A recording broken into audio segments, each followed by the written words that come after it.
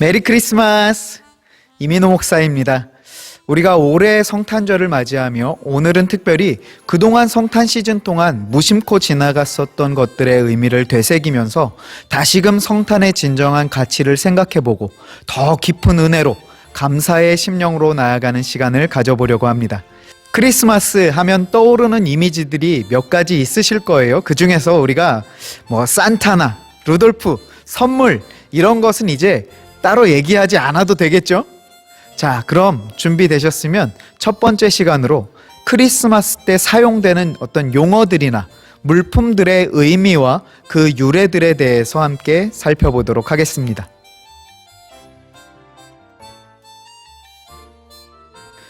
먼저 살펴볼 것은 촛불입니다. 일반적으로 이것을 대림절초라고 부르는데요. 대림절이 뭔가 하시는 분들도 계실 것 같아서요. 대림절부터 간략하게 설명을 드리도록 하겠습니다. 대림절이라는 것은 성탄절을 D-Day로 보고 성탄절로부터 4주 전의 기간을 가리키는데요. 예를 들어서 우리가 부활절을 기다리는 기간으로 4주간의 사순절이라고 하는 기간을 보내면서 예수님의 십자가의 죽으심과 부활의 의미를 되새기며 경건하게 부활절을 기다리는 시간으로 보내는 것과 같이 예수님의 탄생을 기다리는 기간으로 4주간의 대림절이라고 하는 기간을 보내면서요. 죄로 죽었던 나를 살리시기 위해서 성자 하나님께서 육신을 입으시고 오신 이 날을 기억하며 경건하게 성탄절을 기다리는 시간으로 보내게 되는 거죠.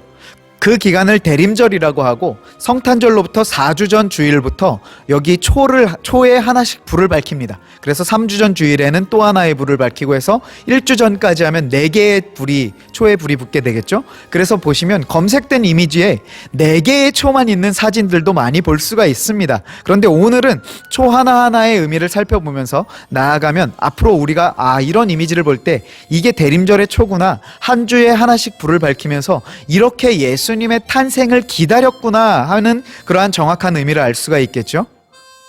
먼저 대림절의 초는 총 5개로 구성이 되는데요. 3개의 보라색과 1개의 연보라 혹은 연분홍, 그리고 1개의 하얀색 초로 구성이 됩니다. 그러니까 빨간색 초 4개의 그림은 틀렸다고 보기에는 그렇지만 원래의 의도와는 조금 다를 수 있다.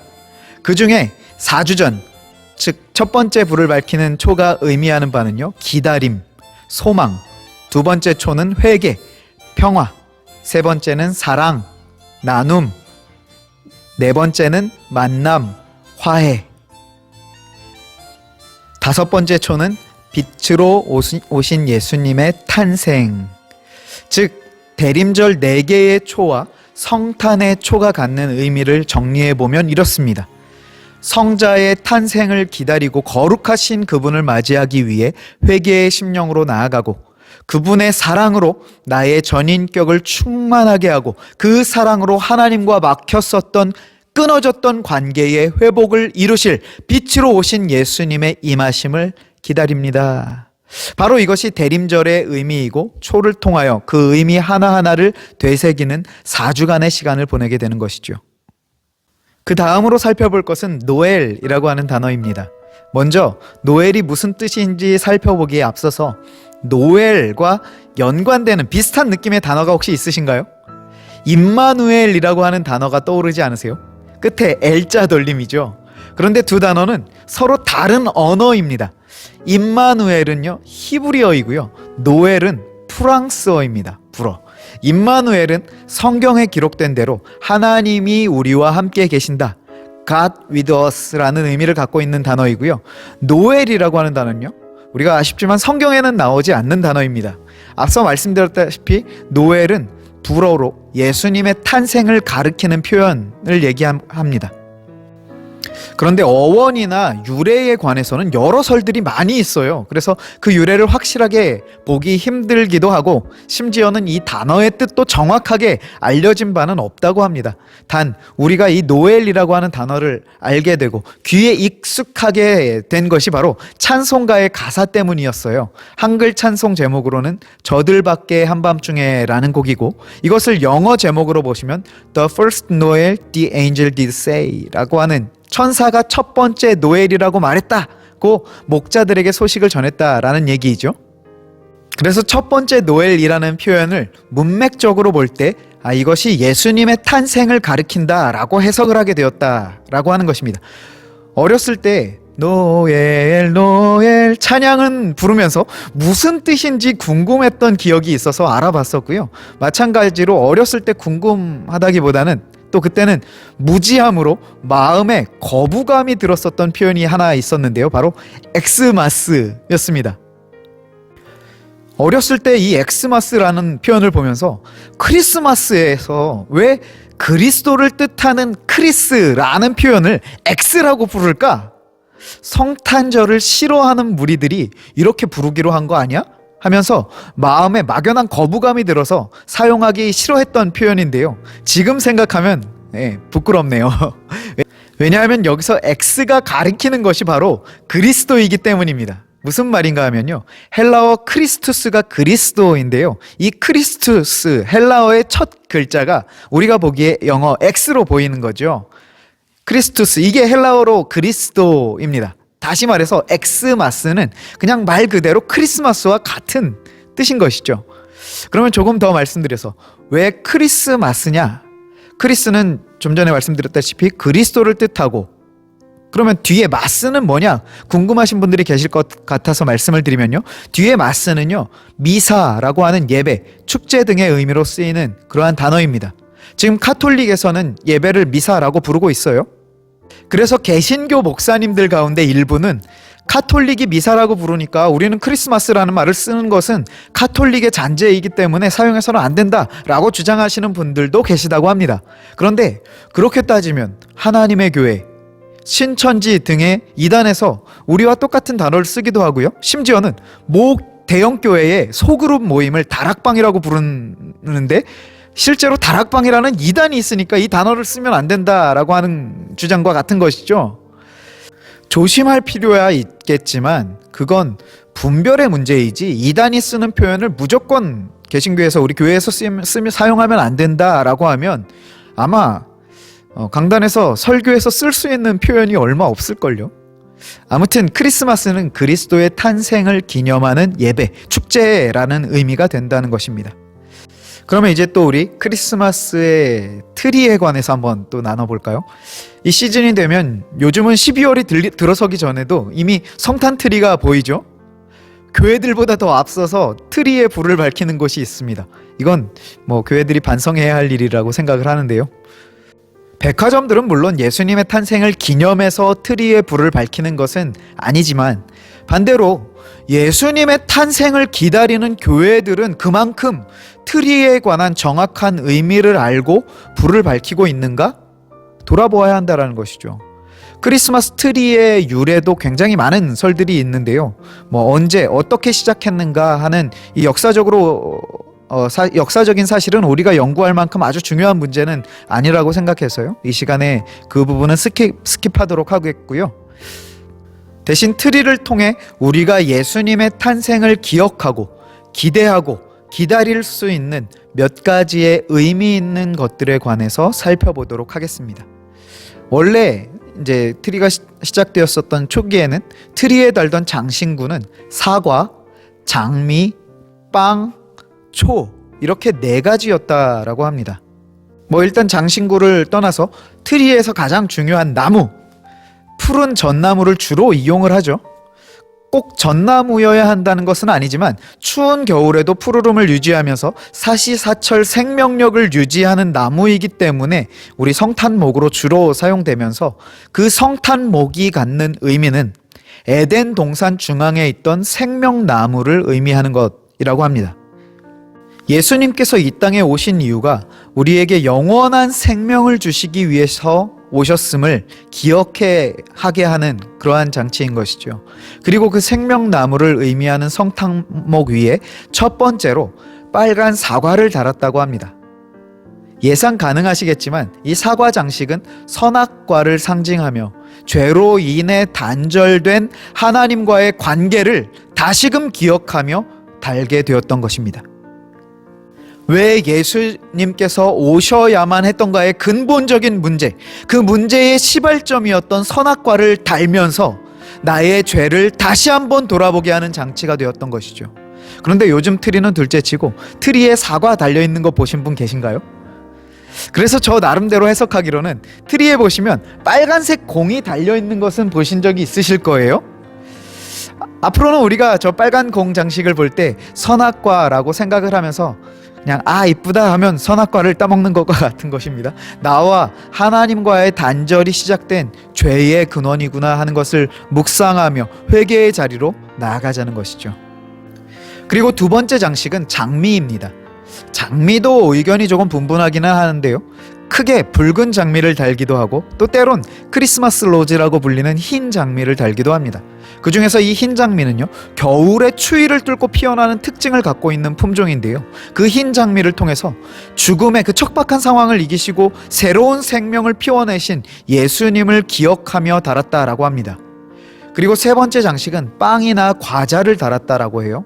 빵이나 과자가 의미하는 바는 생명의 양식으로 오신 예수님을 기념하는 것이죠. 아마도 트리에서 과자 모양은 한 번쯤은 보신 분들도 계실 텐데요, 이젠 그것을 보실 때마다 막연히 맛있겠다 보다 생명의 양식으로 이 땅에 오셔서 우리를 불쌍히 여기시고 영원한 생명을 주신 그 주님의 사랑을 묵상할 수 있으면 좋겠어요. 그리고 마지막으로 장식했던 것이 초 모양이었습니다. 대림절의 초도 있었지만 크리스마스 트리의 초는 세상의 빛으로 오신 예수님을 기억하며 달았다라고 해요. 예전에 트리에서 플라스틱으로 만든 초를 봤던 기억이 있긴 한데요, 요즘은 영 보기가 힘들죠. 그래서 빛으로 오신 예수님을 기억하는 의미에서 트리를 밝혀주는 이 전구를 보면서 우리는 이제 빛으로 오신 예수님을 기억한다면 좋지 않을까요? 우리가 성탄 트리에 관해서 짧게 살펴봤는데, 처음에 장식했던 것에 비해서 시간이 지나면서 성탄 트리는요, 점점 더 화려해지고 멋있어졌지만 그 본질을 점점 잃어버리게 된 것은 아닌가 하는 생각을 하게 되었습니다. 물론 성탄 트리나 달리는 장신구들이 형상화되어서 그것을 우상화하는 것은 바람직하지 않지만, 오히려 아무런 의미도 없이 그냥 반짝반짝하니까 와 이쁘다 하고 보는 것보다는 원래의 의미를 알고 성탄 트리를 보면서도 우리가 예수님의 오심의 진정한 의미를 다시 한번 되새긴다면 성탄을 맞이하는 우리에게 유익이 되지 않겠습니까?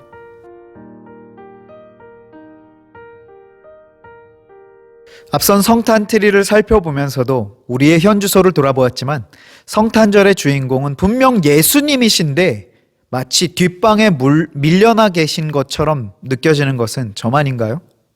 선물에 밀려, 산타에 밀려, 심지어는 스노우에, 눈에도 밀려요. 화이트 크리스마스, 꿈속에 보는 화이트 크리스마스. 크리스마스에 오실 예수님이 꿈에 나오는 것이 아니라 그냥 눈 오는 아름다운 분위기를 기다리는 건 아닌지 모르겠어요.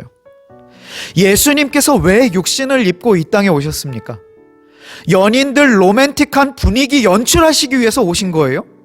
가족들 오붓하게 둘러앉아서 저녁 식사 즐기라고 오신 것입니까? 죄의 문제를 해결하시려고, 나를 대신해서 죽으시려고, 십자가 지시려고 육신을 입으시고 이 땅에 오신 날이 성탄절 아니에요? 연인과의 관계, 가족과의 관계, 어려운 이웃과의 관계가 우선이 아니라 끊어진 하나님과의 관계를 회복시키시기 위해서 성자 하나님이신 예수님께서 이 땅에 오신 날이라는 사실입니다. 끝으로 이런 것들과 더불어 생각을 하게 되었던 것이 아기 예수님의 이미지였어요. 실제로 검색창에 성탄절 이미지 하면 가장 많이 검색되어지는 것이 바로 구유에 누워 계신 아기 예수님의 그림입니다. 하나님께서 인간의 육신을 입으시고 오신 것이기 때문에 그 장면은 굉장히 중요한 장면임에는 틀림이 없습니다. 하지만 그것을 정형화하고 내 머릿속에 형상화해버리면 안 됩니다. 무슨 말인가 하면요, 이 땅에 오신 메시아 예수님을요, 그저 아기아기한 그런 이미지로 그린 나머지 가볍게 우습게 보거나 예수님을 그냥 막연히 귀여운 이미지로 가지고 신앙생활을 하는 경우가 있다는 것이죠. 하지만 예수님은요, 그렇게 우리가 쉽게 볼 수 있는 대상이 아니라는 사실입니다. 왜냐하면 그분은 우리의 왕으로 오신 분이시기 때문입니다. 왜 우리 친척 관계 중에서도요, 족보상 서열 문제로 인해서 유치원생 꼬마에게 백발노인이 아저씨라고 부르면서 존칭하는 경우 보지 않으셨어요? 인간 관계 속에서도 서열의 문제가 존재하면 거기에 순응해야 하는 것이 정상인데, 우리는 왕으로 오신 주님을 과연 그와 같이 모시고 있는가? 이 질문 앞에 개인적으로 정직하게 서서 돌아보는 시간을 가져보시기 바랍니다. 오늘 우리는 성탄절에 관한 몇 가지 이미지들과 용어들을 살펴보았습니다. 이것들을 오늘 함께 살펴본 이유가 있다면 우리가 그동안 몰랐던 걸 제대로 알고 가자. 물론 정보 습득의 목적도 있기는 하죠. 하지만 그것보다 오늘 함께 이것을 살펴본 진정한 의미가 있다면 그런 요소들을 제대로 알고 그로 인해서 성탄절을 정말 우리가 제대로 인식하고 그 가치를 알고 맞이하자는 것 때문입니다. 일례로 성탄 트리 장식에 관해서 설명을 드렸었는데 꼭 사과, 장미, 빵, 양초를 달아야 옳고 나머지는 틀리다를 지적하기 위함이 아닙니다. 하지만 그냥 성탄 트리를 이쁘게 화려하게 장식해 놓고 아무 의미 없이 바라보면서 아 이쁘다, 이제는 이러지 말자는 거예요. 트리 하나하나의 요소마다 각각이 의미하는 바가 있는데 그것들이 구원자로 오신 예수님을 더 기대하게 하고 있다는 사실을 알고서 보자는 것입니다. 마지막으로 성탄절을 맞이하는 우리의 마음을 담아서 다 같이 요한복음 3장 16절 말씀과 로마서 8장 38절 39절 말씀을 읽으시면서 이 영상을 마치도록 하겠습니다. 하나님이 세상을 이처럼 사랑하사 독생자를 주셨으니 이는 그를 믿는 자마다 멸망하지 않고 영생을 얻게 하려 하심이라.